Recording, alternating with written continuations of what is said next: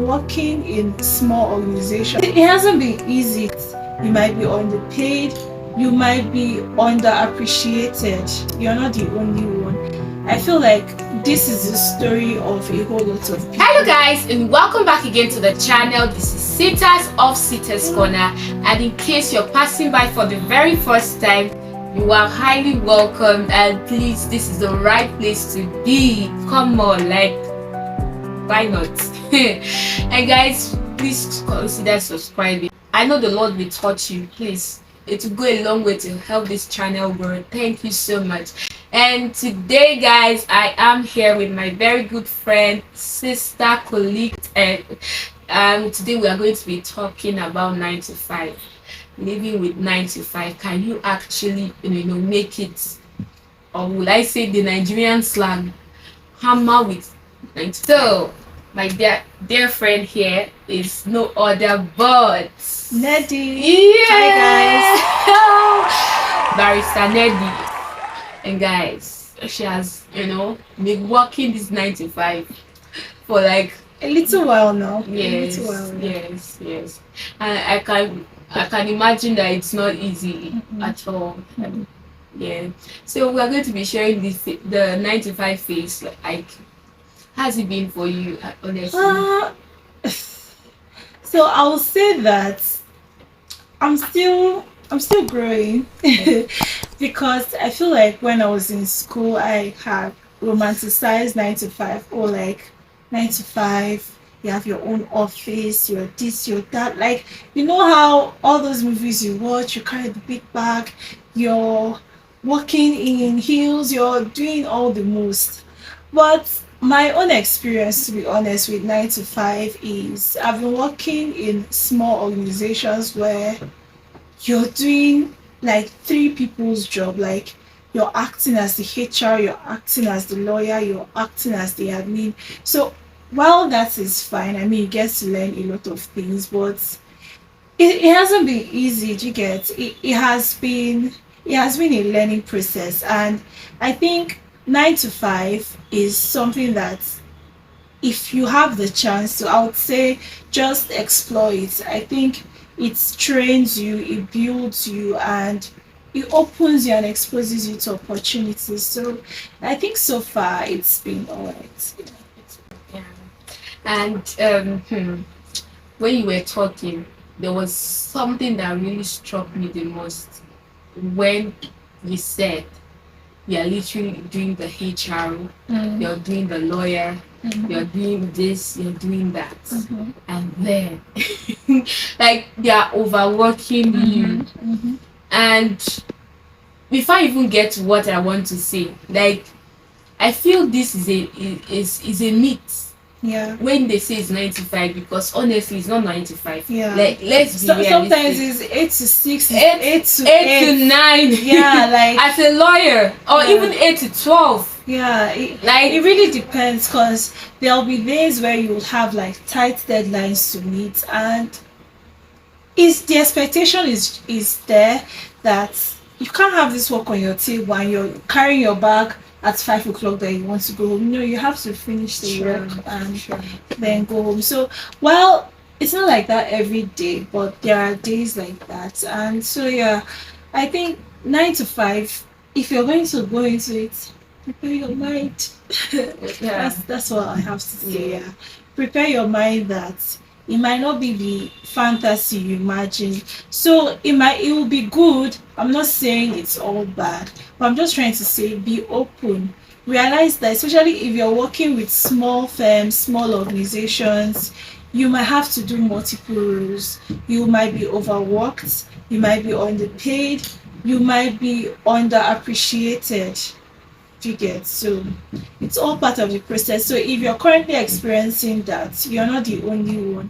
I feel like this is the story of a whole lot of people. Only few people that are fortunate to work in big corporations where there's a particular department handling something. Those are the ones that are the once it's 5, you carry your bag and then to get to what I was trying to say is, when you made mention of you're literally doing this role, doing that role, it just comes to to light that actually there's no proper system.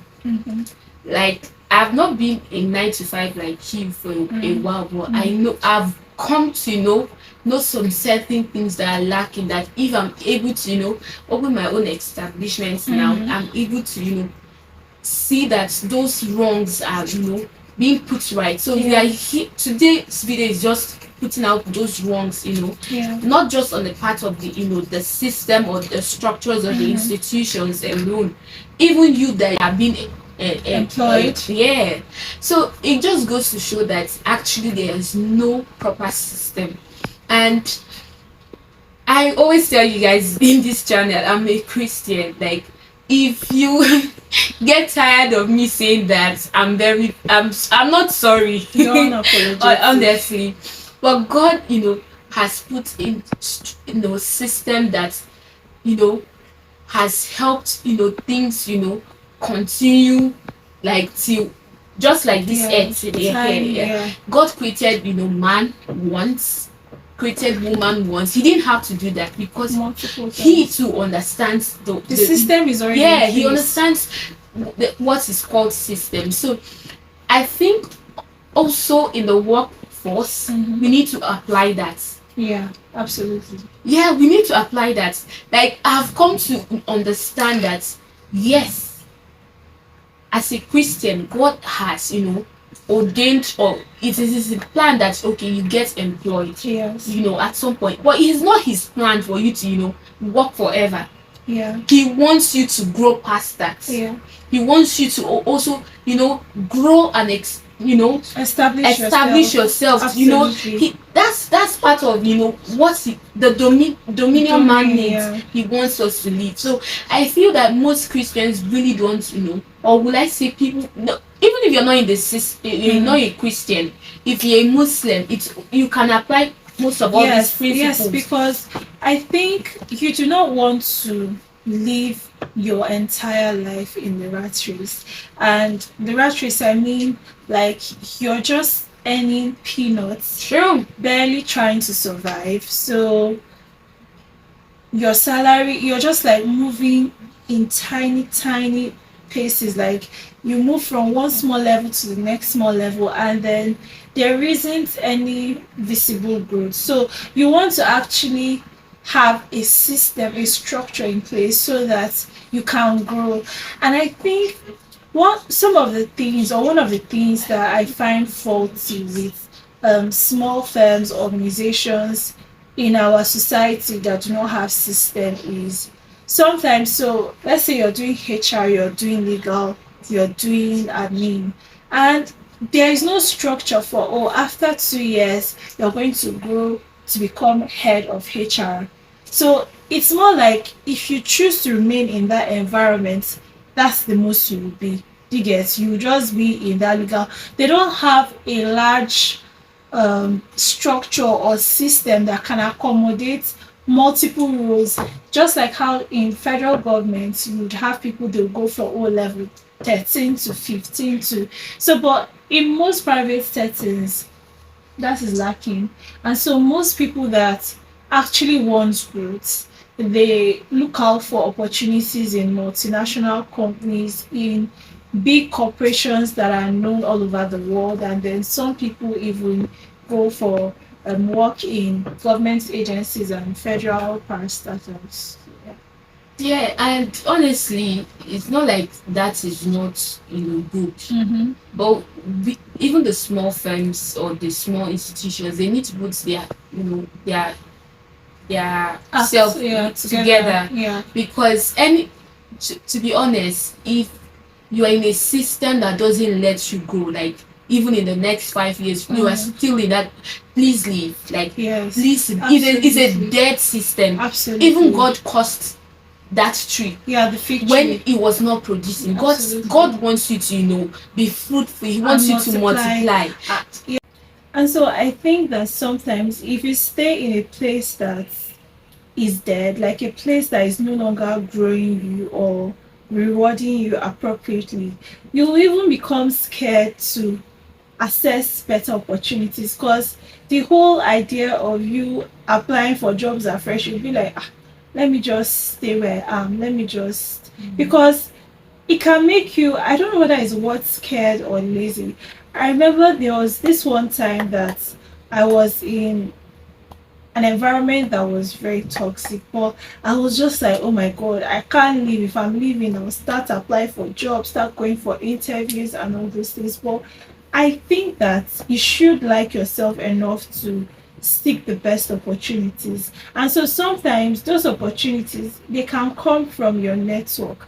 And I think when people think about network, they're thinking, oh, maybe I'll attend one conference and then I'll ask the guest speaker to give me his contact. No, your network could literally mean your friends, like your colleagues, people that you studied with, your seniors in school, like people that you have their number on WhatsApp, people that you can tell and say, oh, see, I'm looking for a job, or if you see any opportunities, plug me in. And I feel like that is how it starts. The times that I've gotten employed, I got access or referrals from friends, and that was how I kickstarted my career. Because if you go through job boards, like if you go through all those postings on hot Nigerian jobs and all those places, trust me, when you show up for interview, you feel like you're not even ready because there are 20 other people in the room for you. But the beauty about using your networks or leveraging them to get opportunities is that you have it easier for you. So maybe you're the only one that they are being interviewed for that position, and so your chances of getting that job is higher. And then I think people underestimate the power of LinkedIn. There are so many professionals. LinkedIn is a place where, as a professional, if you don't have an account, I don't know what you're doing in your life. I mean, you have to be on there because you're going to meet people that are on your career paths, people that you can reach out to on their DMs and say, oh, please, I saw that you got a job in this company. How can I come in? I want to access this opportunity. I want to get employed by this company. What do I need to do? Oh, please help me take a look at my CV. What am I not doing right? I think those are opportunities that everybody knows, but not everybody practices. And so I think you should give yourself a shot at better career opportunities. If you came out with a 2-1, a 2-2, it doesn't matter. Just give yourself a shot. Yeah. Yeah, just to add something else to what she said, as to what you as an employee should Yeah. be doing, is that I think some people know this, but they are not practicing it enough. Yeah. Is she spoke a lot toxic. This applies to whether in a toxic or you're not in a toxic, or your environment is good. Learn to appreciate people, learn to Yes. appreciate your boss. Like honor is Absolutely. like this. What she said about networking, if you're not, if you don't honor your colleagues, you don't honor the people around you, there's no way network is Will even work for work for you, yeah. you. You need to honor people that are around you. You can't have someone in your life that, oh, you don't check up on, you don't even talk to, or you're rude to, and you feel like, who is that one? And then you now need help, and then you're coming to them. Obviously, True. Yeah, Yeah. so- Learn to honor your, boss, whatever it is. Even those below you, learn to honor Exactly. them. Another way that we can grow in this, career workforce that people don't really understand is the power of prayer. Absolutely. Even when the place is toxic, Mhm. one of the ways you can survive, even when the pay is good, is praying for your boss. Yeah. Pray for your boss. Pray for your. I can't sing it. I can't, I don't know how to say I it. think it's. I know it's important, hard. yeah. It is hard, especially when these people are, getting on your nerves. You need to pray for them. Even that your neighbor that get, they just know, they know the right things to do. They just refuse to do it. Even when they abuse you, pray for them. Yeah, That's I the way think you can that is melt. so true. You can win their hearts. But please, when that prayer, you have made it, it's still not, doing the much that it's supposed to do, and you are being led to leave the system or leave that, that workplace. Do well to do that with your full chest, Yeah. do that. So because another thing that gets to us is that getting stuck. Yeah.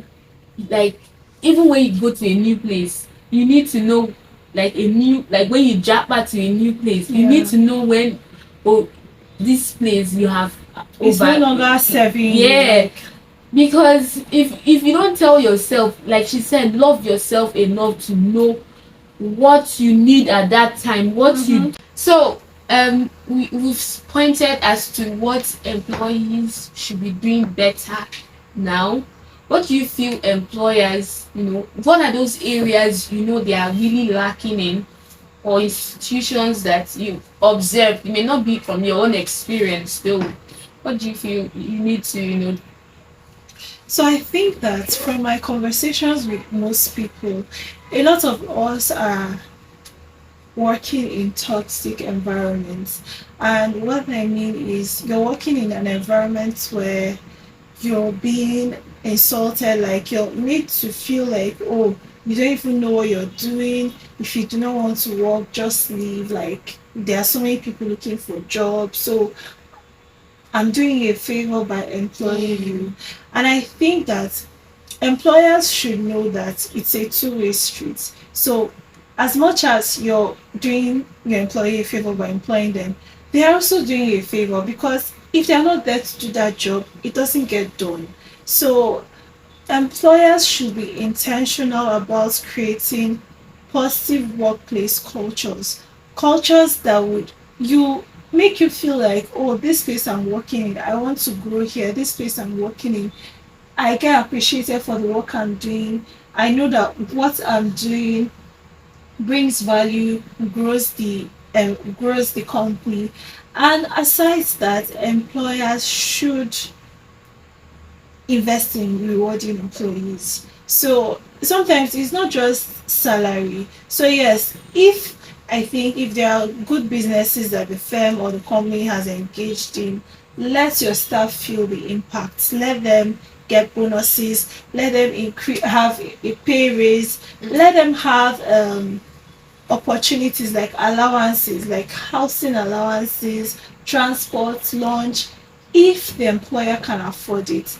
These are things that make people feel like this place I'm working in is a good place that I see myself growing in. So there should be benefits, there should be allowances, and if pay raises are not frequent, they should become frequent. If the opportunities for the staff to be trained, to go for conferences, employers should find a way to invest in that, especially when they can afford it. Because I understand if an employer cannot afford it and so they are telling you that, oh, this is the situation right now, so and this is the most we can do. But the issue then is when some employers can actually afford these things and then they are being stingy, or they're just making it to look like you should be happy. I'm doing this for you. I feel the latter, part you said, Yeah. they have it, Yeah. is the one that we hear more often. Yeah, absolutely. And the one we see more often. Because Absolutely. most times, if you don't have it, your workers should know you don't Yeah. have it. They see even they know that you've done it so time. Yeah. And definitely when you have, you are going to do. My own that is bothering me. I really need to let it out. And also, I know one or two of them may come across this video, is the fact that employers need to create structures. I keep emphasizing these structures that will work even when you are not there. If you are having a business that only functions well when you are there, it's just know that that's your business is going for is headed to its the wrong end. way. Yeah, Absolutely. because you need to build structures. You see some places that because they are trying to cut costs, Yeah. they don't employ. It's just like what you're saying. you are doing this, you're doing that. They're not being efficient. Yeah. If this is the area that I'm an expert in and I'm doing it well, be certain that that thing, that area is going to multiply. But when this one is because you have failed to do your due diligence, you have the money but you just don't want to invest in those structures, just know you're headed to fail at or not. You're not going to be a firm that stands the test of time. Yeah, definitely. I honestly agree with you. So guys, ladies and gentlemen, we have come to the end because we don't want this video to be too long. Like these are things that presses us as young people that want to grow, and we just felt we need to share this to you all. I hope this was of value to you, because honestly I gotten to learn one or two things. LinkedIn, it's not like I don't know it, but I've been reminded. Some of what I said, they have heard it in conferences, but this is just us emphasizing that